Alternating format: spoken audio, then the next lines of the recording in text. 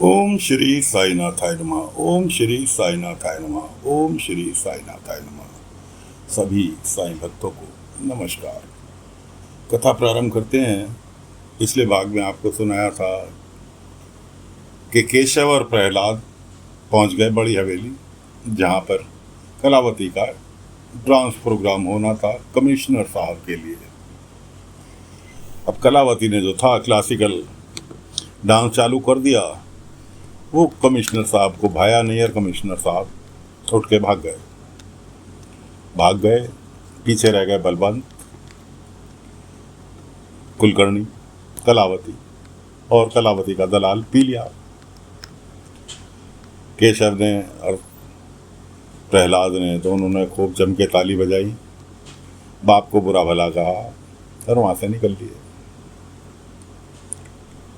अब कुलकर्णी और बलवंत में खूब जबरदस्त कहा सुनी हुई, क्योंकि कमिश्नर ने देना था कपड़े का ऑर्डर मील के लिए, जो कि ऑर्डर तो मिलना मतलब ही नहीं होता जब कमिश्नर साहब ही नाराज होकर चले गए।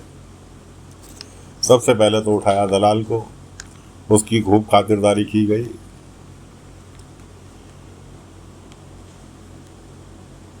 दलाल पहुंचा कलावती के घर कि मैं तेरी बेटी की आज ही पोल खोल दूंगा, पूरे गांव के सामने। उन्होंने कहा अच्छा अभी रुक, आज मैं खुद गांव वालों के सामने अपनी बेटी की सच्चाई बताऊंगी। अभी पूरे गांव के सामने बोली और अपनी बेटी को लेके पहुंच गई वहां जहां कंपटीशन हो रहा था। सभी बच्चे बारी बारी से गाकर निपट चुके थे। मालसापति जी, अध्यापक जी, श्रीकांत, पाटिल जी सब कहने लगे कि भाई सभी बच्चे गा चुके हैं, अब निर्णायक दल फैसला करे कि कौन बच्चा जीता। बाबा कहने लगे भाई अभी रुको, अभी एक बच्चे का आना बाकी है। किस बच्चे का आना बाकी है? साईं सब तो आ गए कि नहीं, अभी एक बच्चे का आना बाकी है। वो देखो सामने कलावती अपनी बेटी को लेकर लड़कियों वाली ड्रेस में, जैसे कि लड़कियां होती हैं, नहीं तो अभी तक तो वो लड़कों की ड्रेस में घूमती थी, लेकर पहुंची। साईं ये कौन है? कलावती कहने लगी ये मेरी बेटी है कमला। खैर जी, लड़की ने गाना चालू किया। गाना सभी को पसंद आया। अब बारी आती है परिचय देने की। सारे हर तरफ के कमल कहाँ है, कमल कहाँ है? प्रहलाद बोला कमल कहीं नहीं, कमल और कोई नहीं, कमला ही कमल है। मैंने इसके बाल, लंबे बाल देख लिए थे, पगड़ी के नीचे छुपे हुए। खैर जी, सम्मानित किया गया और बाबा ने कहा कलावती तुम्हें बेटी का है ना, तो तुम्हारी बेटी मेरी कौन हुई? नातिन हुई। और ये सब जितने भी लोग बैठे हैं ये मेरा परिवार है, इसलिए तुम्हारी बेटी अब गांव की बेटी है, किसी तरह की डरने की आवश्यकता नहीं, और मैं तुम्हारे साथ हूं, जब भी जरूरत पड़े मुझे याद कर लेना। कलावती भी अपने घर चली गई। अब कुलकर्णी सरकार को बलवंत ने खूब बुरा भला किया, हार गया फकीर से कि तुझे तो आदत पड़ी हुई है हारने की फकीर से, फकीर ने तुझे नीचा दिखा दिया। खैर दोनों में खूब गर्मा गर्मी हुई। अब कुलकर्णी जो थे तैश नहा के पहुंचे कलावती के घर अपने लठैतों के साथ। लात मार के दरवाजा तोड़ा, खटखटा के भी नहीं खुलवाया, लात मार के दरवाजा तोड़ा। माँ बेटी बेचारी घबरा गई। माँ बेटी घबरा गई। कुलकर्णी अपने आदमियों से कहने लगा खींच के लाओ इन्हें। अब बेचारी दोनों की दोनों बाबा को याद करने लगी, साईं मदद करो, कि मैं देखता हूं कैसे करता तेरा साईं, तेरी मदद, तेरी बुला ले अपने साईं को। अब बाबा तो कोई सच्चे दिल से याद करे, बाबा तुरंत उसकी रक्षा के लिए हाजिर हो जाते हैं। उसने याद किया, बाबा धूनी के पास बैठे थे, धूनी में से एक मुट्ठी राख निकाली, द्वारका माई के द्वार पर आके हथेली पर उस राख को रखकर फूंक मार दी। अब जो लोग भी कलावती की तरफ बढ़े, कुलकर्णी हो या उसके लठैत, सभी की आंखों में धूल पर घुस गई। सब अपनी आंखें मलते हुए पीछे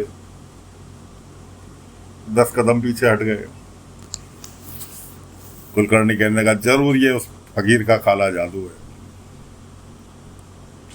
लठै तो एक काम करो, आग लगा दो घर में, माँ बेटी घर में नाच नाच के जल के मर जाएंगी। लठै तो का क्या काम था, उन्होंने लिए अपने हाथों में मशाले लिए हुए थे, उछाल दी उसके घर के ऊपर। पहले पक्के मकान तो होते नहीं थे, सब फूस के छप्पर पड़े हुए हुआ करते थे मकानों पे। फूस ने आग पकड़ ली, रेलिंग ने आग पकड़ ली, घर जलने लगा। बेचारी फिर बाबा को याद करने लगी, साईं मदद करो, साईं मदद करो। बाबा ने मटके में से पानी निकाला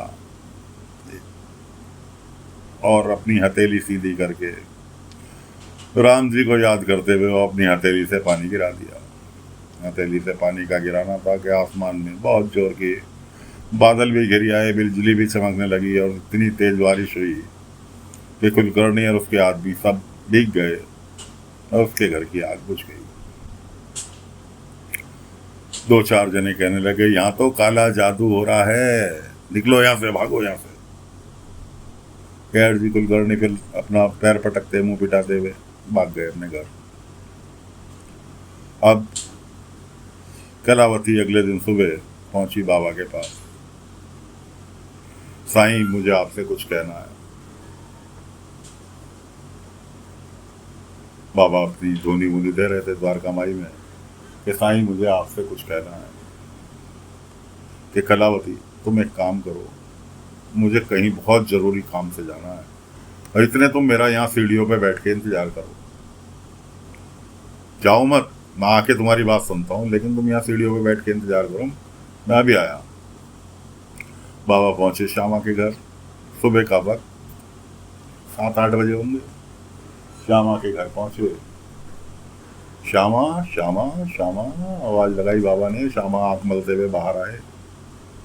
हाँ साईं, सुबह सुबह। बाबा कहने लगे, ये तुम्हारी बाहर एक मटकी में पानी, गंदा पानी रखा था कुएं में, आंधी वांधी की वजह से कुएं का पानी गंदा हो गया था तो बाहर रख रखा था। बाबा ने कहा, ये मटकी में पानी कैसे रखी है? भामा कहने लगी कि साईं, कुएं का पानी गंदा आ रहा है, मट्टी बैठने के लिए इसे रख दिया यहाँ। बाबा ने कहा, एक कपड़ा दोगे? अरे एक मटका दो खाली। दे दिया जी। बाबा ने मटके का पानी छान दिया, पानी साफ हो गया। अब जिस मटके में पानी छाना था तो पानी साफ हो गया। बाबा कहने लगे, अब इस मटके को मैं फेंक देता हूँ। बाबा कहने लगे, क्यों साईं, ये तो साफ हो गया पानी। बाबा कहने लगे, पानी गंदा था, साफ हो गया। इसी तरह से तुम्हारे बेटे उद्धव गंदा था, उसका मन गंदा था, लेकिन इस वक्त वो साफ हो गया। अब उसे तुम माफ कर सकते हो। उसने अपनी गलती का पछतावा किया और भविष्य में दोबारा गलती ना दोहराने का वादा किया, इसलिए अब उसे माफ कर दो। कहने लगे, ठीक है साईं, इसे तो हम माफ कर देंगे, लेकिन जो इसकी शादी के न्योते जा रखे हैं पास पड़ोसियों में, रिश्तेदारों में, अब इसके ससुर तो शादी तोड़ के चले गए कि अपनी बेटी को सारी जिंदगी कुंवारी बैठा लूंगा, इससे शादी नहीं करूंगा। उनका क्या होगा? बेइज्जती तो हो गई, खानदानी बेइज्जती तो हो गई। अब उठ के आती है कलावती। क्यों? श्यामा का मकान बाबा की द्वारका माई के सामने ही था। कलावती उठ के आई कि साईं, मैं तो आपके पास ये सोच कर आई थी कि अब इस गांव से हमारा जाना ही ठीक है, वरना हमारी वजह से और लोगों को परेशानी होगी। लेकिन आपने जो कुछ मुझे दिखाया उससे ये साबित हुआ कि अभी मेरा जाना गांव से बेहतर नहीं होगा। अभी मेरे को यहाँ बहुत सारे काम करने हैं।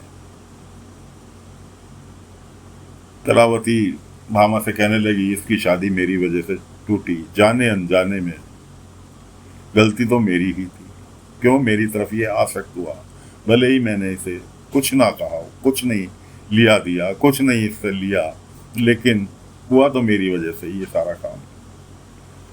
चिंता मत करो, जो मैंने गलती की है उसको मैं ही सुधारूंगी। इसकी शादी वहीं होगी जहां तय हुई थी।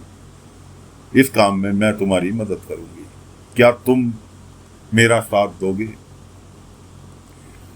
श्यामा ने देखा बाबा की तरफ। बाबा ने मुंडी हिलाई। कलावती कहने लगी, ठीक है तो फिर तेरा, अब मैं इस काम में लगती हूँ। इसकी शादी, उद्धव की शादी जहां तय हुई थी वहीं पर होगी। तो साथियों, फिलहाल कलावती तो बन गई साधुन, बिल्कुल साधु संत। सारे अपने नाचना गाना छोड़ के बाबा की संगत में आके कलावती कहने लगी, और ये बात कलावती डांसर नहीं, कलावती साईं भक्त बोल रही है तुमसे। और एक साईं भक्त कभी भी दूसरे साईं भक्त से झूठ नहीं बोलता। तो साथियों, फिलहाल इस कथा से कुछ अगर आप अपने लिए हासिल करना चाहते हैं तो कर लें। बाकी आगे की कथा अगले अंक में लेकर फिर हाजिर होंगे। तब तक के लिए आज्ञा दीजिए। ओम साई राम, ओम साई राम, ओम साई राम, ओम साई राम।